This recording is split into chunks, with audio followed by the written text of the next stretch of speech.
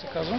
Георги, защо решихте да се включите в тази акция? Ами като част от доброволното формирование на Пловдив, при положение, че кмета ни извика и ни командирова, така да се каже, във Варна, отиваме. А вие отивате с желание, предполагам? Да, разбира се, че нямаше да съм част от Какво доброволното очаквате да формирование. срещнете там?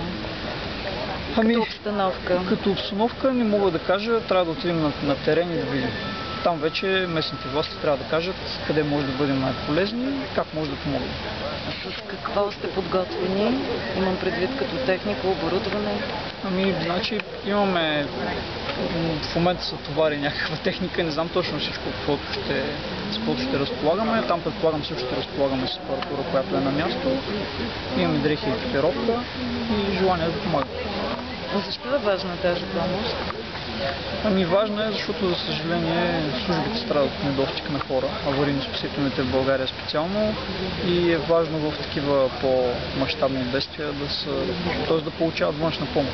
Какво ви направи впечатление през изминалите дни, докато гледахте ситуацията и в Добрич, и във Варна? Ами, за съжаление нямах възможност да следя много добре, защото сами аз бях на планина, но общо взето всичко се е развило доста бързо. За съжаление нямало много време да се подготвят хората и да реагират, но в крайна сметка вече след като приключи всичко, след като помогнем да се възстановят нещата, вече предполагам, че има такива по-големи държавни или местни структури, които вече трябва да видят защо се случва това нещо и как може да не се случва пак.